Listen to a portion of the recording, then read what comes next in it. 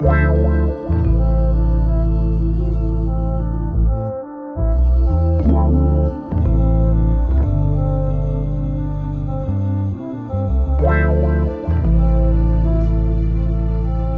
guys, welcome back to my channel. It's been a calm minute. I haven't posted since September and it is about to be July. So yeah, I'm back for you all. I'm switching it up a little bit. So basically I haven't been on because I've been doing a lot with school and I started my own business. So I'm gonna create a series on how to start a business. It's gonna be the first episode of the series. And I'm just gonna be telling you guys 3 things that I wish I knew before starting a business. So before we start, don't forget to subscribe, like, and turn on the bell so you get notified whenever I post. So if you guys haven't been following me recently, whether it's on Instagram, Facebook, literally anywhere, I started my own business. So the business is called Jadah. It is a beauty business. It's a makeup business. I talked about it in some of my other videos that I did makeup in. But basically I launched in March. I had started it in August, launched in March, and I'm now preparing for my summer launch. So this video is just going to be 3 things that I wish I knew before I started a whole business. So let's get started. Alright, so I have some notes on my phone for the tips that I'm going to tell you. So starting with number 1 is that you spend more money than you make for at least the first year. So let me explain this one to you guys. So basically when you start a business, you have no type of audience, no customers, you have no graphics, no content, you have absolutely nothing. You're starting from zero, you're starting from scratch. So a lot of businesses make it seem like when you go on TikTok or Instagram, you're gonna automatically blow up and just make a whole bunch of sales. That is not like true. It can happen, of course, but it's very like unlikely unless it's like a product that has never been made before, and it creates a lot of value for people. So basically I'm in the beauty business, so I'm just gonna tell you my point of view from the beauty business. It is very competitive considering that everyone's almost doing the same thing, but each product stands out in their own way. So like what I mean is there's eyeshadow palettes, there's lip glosses, there's eyeliner, there's literally blush, like anything, there's all that, and each product from a different business has their own unique properties to it. But a lot of the time people don't know the properties to the products until they buy them. So you need to prove your value to these people. So that's what I mean with you're starting with 0 customers. No one really knows you, your business is just starting up. You have to spend a lot of money on advertisement so that you can get yourself out there.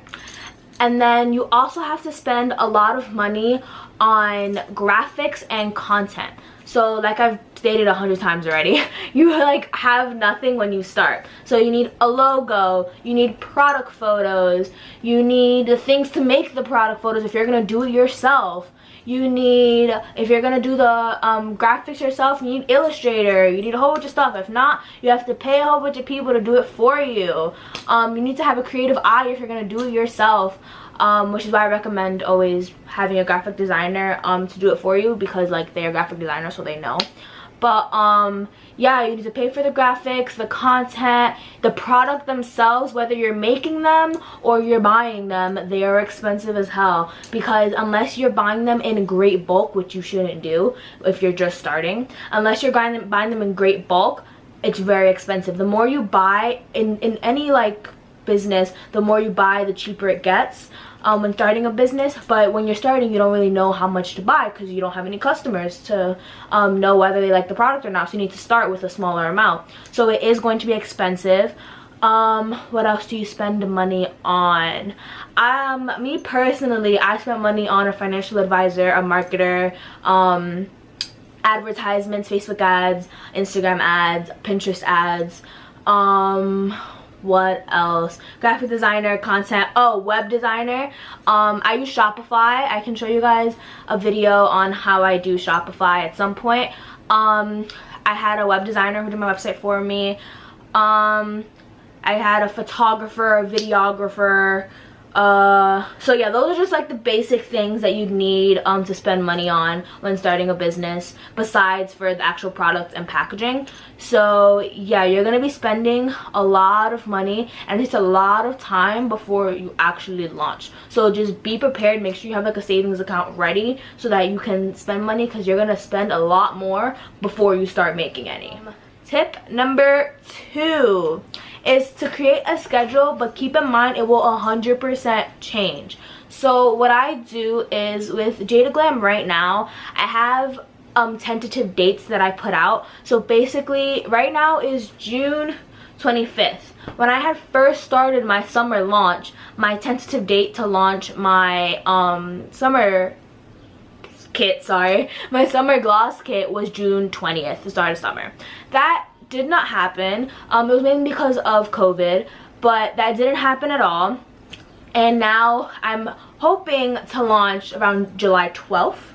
But of course it's subject to change, because shipping with like not even me to customers, like the products to me, shipping can be delayed, videography could be delayed, photography could be delayed, literally anything can be delayed. So that's why I always say to put a date, but keep in mind it is 100% subject to change, and it's 100% most likely going to change. When I first started my business, I thought I was launching in February.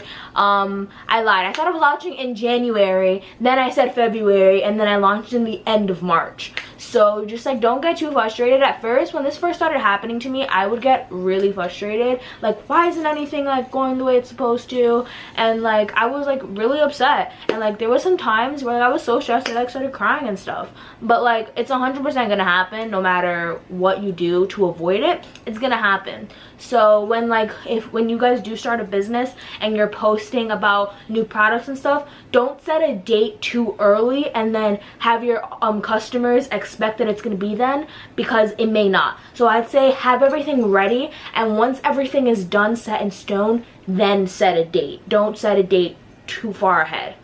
So yeah, definitely be patient and just kind of go with the flow, but kind of push it, because you know it's your business and you gotta do what you gotta do, you know. So yeah, tip number 3, the last tip for this video, is to do your research. So specifically with a beauty business, you have options. You can get your products from a vendor, or you can make your products. So when I started, I thought that I was gonna make my products, as like a lot of people do with their small businesses. But basically, I had to like take into consideration a couple of things. One, I'm not a cosmetic chemist, and I don't want to use like the wrong ingredient and then I'm screwed later. So that was number 1. Number 2, let's say I do end up doing the lip glosses correctly. One thing for me was really viscosity and texture. How was I gonna recreate that viscosity and texture through every single lip gloss and every single batch? And I was really scared for that, and I didn't want to mess that up. So I decided to go with a vendor. So when I say do your research, it's mainly for whether you're doing a vendor or making your products. It's just to do research on pricing and product. Like, you need to know what you're giving your customers. Whether you're making it or not, they're still different. Like if you're doing if you're making, let's say, lip glosses, the base has different ingredients in it. You need to do your research to make sure you're giving your customers the best thing you can. Like me, when I was doing my research for vendors, I made sure that my vendor was cruelty-free, vegan, and before I even got any samples from them, I looked up their ingredients to make sure the ingredients was good for a makeup business. And I put it through like this generator, this website, and it tells me what it has, what it doesn't have, if it's safe, sensitive skin it tells me about. So definitely do your research there, and then also do your research for pricing, because when I first ordered my products, I didn't know what I was doing. Zero clue what I was doing at all. And I saw one vendor, I was like, oh, I like their colors, they're cruelty-free and vegan, their ingredients are good, I'm gonna order them. And I got them, and turns out I do research afterwards, and they were expensive compared to what I could have gotten for equivalency of the same product. So I definitely recommend doing your research beforehand, so that you do not get screwed up like I did and having to spend a whole lot of extra money, way more extra money than I needed to. So yeah, those were my 3 tips for the first video. Comment down below any questions you have about starting a business, beauty business, my business, literally anything regarding starting a business or beauty or anything. Comment down below, and then I'll include the questions in one of my videos, do like a Q&A video on how to start a business. Again, this is going to be a series. This is only part 1, and of course I'm going to start with things I wish I knew before starting a business, because it's part 1 and that's the beginning. And then I'm going to get into how I actually started my business, the first things I did when starting a business, how I use Shopify, how I do competitive research for my vendors, and stuff like that. So yeah, thank you for watching my video. This is episode 1 of the series, how to start a business. Don't forget to subscribe, like, and turn on the bell so you get notified whenever I post.